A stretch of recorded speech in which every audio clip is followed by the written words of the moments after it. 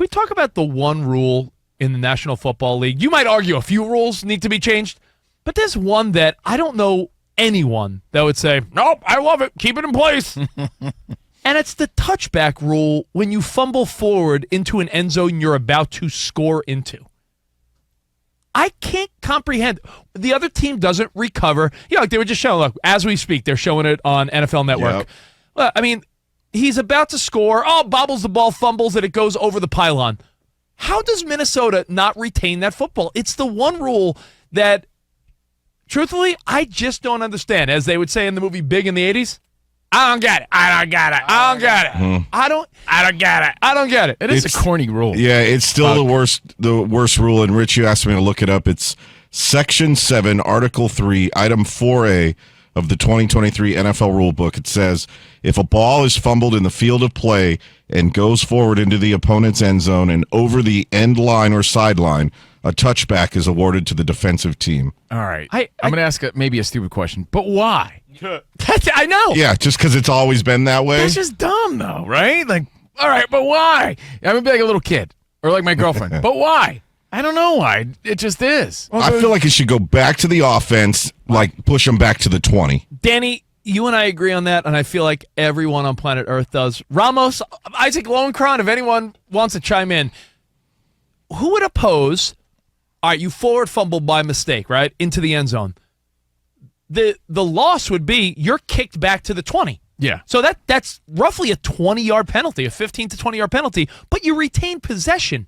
That's ridiculous that if you make a diving catch, fall to the ground, fumble it forward, the other team gets possession. They did not recover the ball. They did not intercept the ball. There was no fumble and tussle.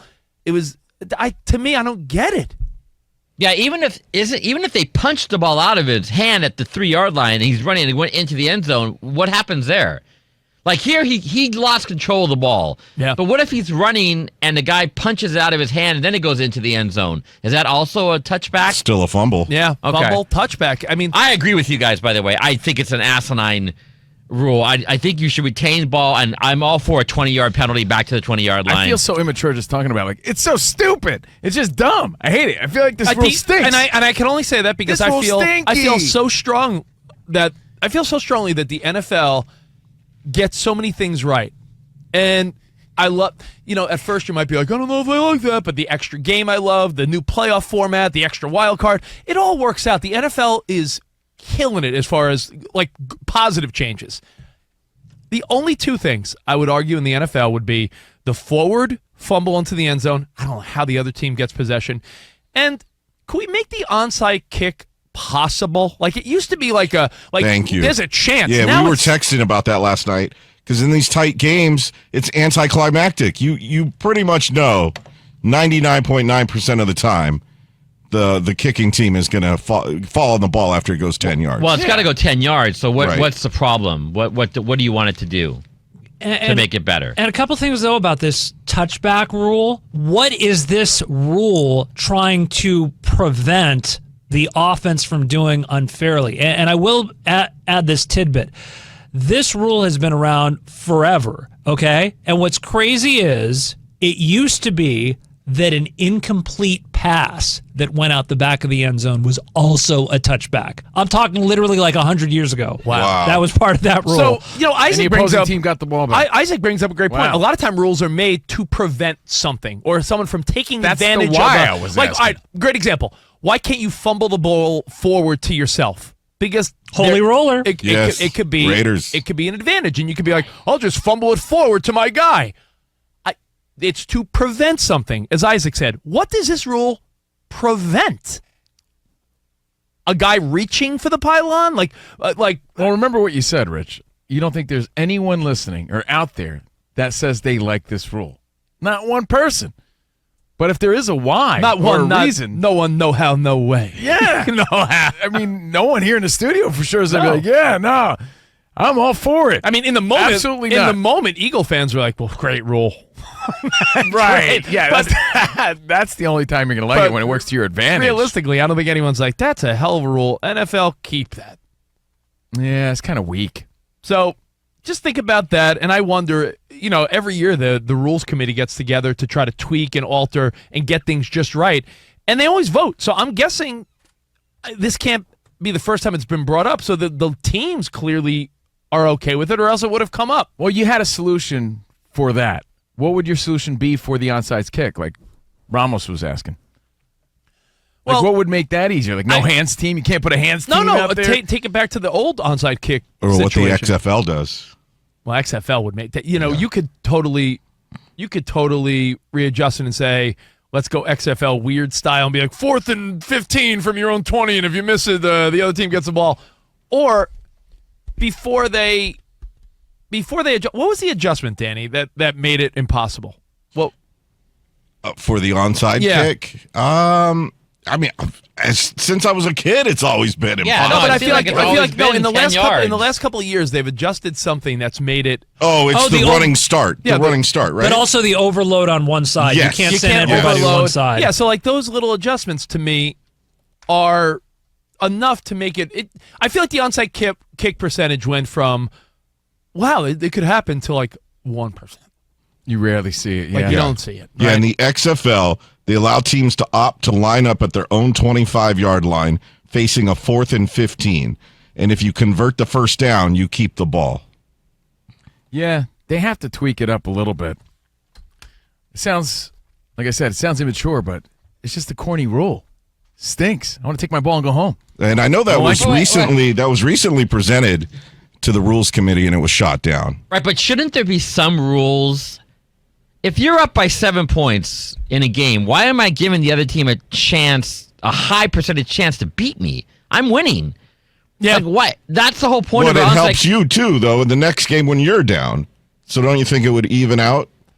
But based on what Ramos was saying, just keep the onside kick, but make it a reasonable chance to recover. Yeah. Load up one side. So what do you think for the NFL? 4th and 20? I don't have an answer to it. I'm just saying that I understand where the onside kick can be. It's supposed to give you a chance, but it shouldn't give you a high chance to beat me if I'm beating you already. Like, why am I giving you a better chance to beat me now? Like, you have a chance, and it should be low because I'm winning, and this is your last chance to try to do something. And if you don't do it, sorry. That's the way it goes. Yeah, and like Rich said, Eagles fans aren't complaining. Eagles aren't complaining about any of this.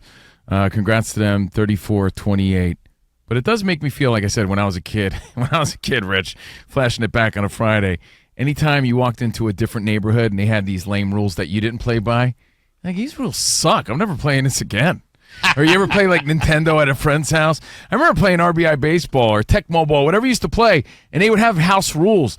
I'd play RBI, and my friend would be like, yeah, no curveballs. I'm like, no curveballs? What do you mean no curveballs? House Lame. rules. Yeah, why? House rules. We used to hear no Stupid. knuckleballs. Yeah, no knuckleballs. Get out of here.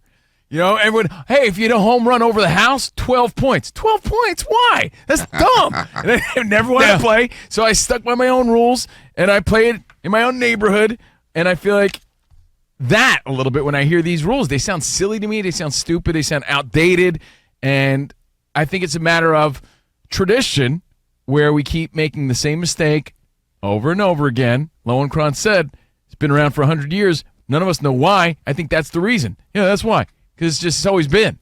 Yeah. But it's kind of, I don't know, kind of absurd at this point. Sometimes it's people just making the same mistake over and over. Yeah. Ed, to wrap up last night, Philadelphia has not looked sharp in their 2-0, which is a bad sign for everyone else because they're not even playing close to what they're capable of, and they're 2-0. Minnesota has to play the Chargers. Then 2 weeks after that, play the Chiefs. Then 2 weeks after that, play the Niners. So Minnesota is going to have to win all their in-between games for the rest of the foreseeable future to not be out of this before it starts even. They got the Panthers, the Bears, the Packers, the Falcons. They have a few lighter games coming up, but in that mix, they also have to play the Niners, Chiefs, and Chargers all in the next 4 to 6 weeks. So, sorry, Minnesota. Sorry, Minnesota. And I'm still vibing on like dumb rules. Flashing it back on a Friday. You ever have a friend, you go over to their house, and he's like, hey, bro, my mom doesn't want you to go in the living room. You're like, what do you mean? Like, that's like, we don't go in that room. I'm like, what do you mean you don't go in that room? Remember those rules? I remember. Like, that's a dumb rule. You know what? Never come to your house again. You have this room, no one can step in it? Yeah, she likes the vacuum lines. What? So we can't go in the room? Yeah. You had friends like that, right? There's dumb rules. There's dumb rules everywhere. I have dumb rules in my own home. All right, I'll give you a dumb rule. And I'm like, what do you mean? We went to a really nice restaurant in Las Vegas. And they still had the whole, like, you have to have a collar shirt. So Covino was dressed really nice. Covino had a really expensive pair of sneakers on, nice jeans, a nice shirt, but it had no collar. They made him wear, like, a blazer to the table. They gave me, dumb. Just to take it off and put it on his chair. Gave me an Uncle Floyd jacket to put on. They didn't even make him wear it. They just brought it with him and put it on the that's chair a dumb to make rule. it appear like he brought it with him. Change the rule. Just because, yeah. Or like, you move in with somebody, your wife or girlfriend, they have this weird tradition. That's what their family did, so they try to incorporate it on you, right? They keep, I don't know, peanut butter in the fridge or something that you Family didn't traditions do. are weird. And you're like, what do you mean? So you got to buy that new stupid rule. That's a dumb rule. Well, we could all agree. The fumble into the end zone, dumb rule in Dumb the rule NFL. needs to change. But somebody needs to put their foot down is the point. That's the point I'm trying to make. Got to put Get your on foot that. down. Get on that. Hey, Ramos, Start take moving. care of that. I will. Hold on. I'm right.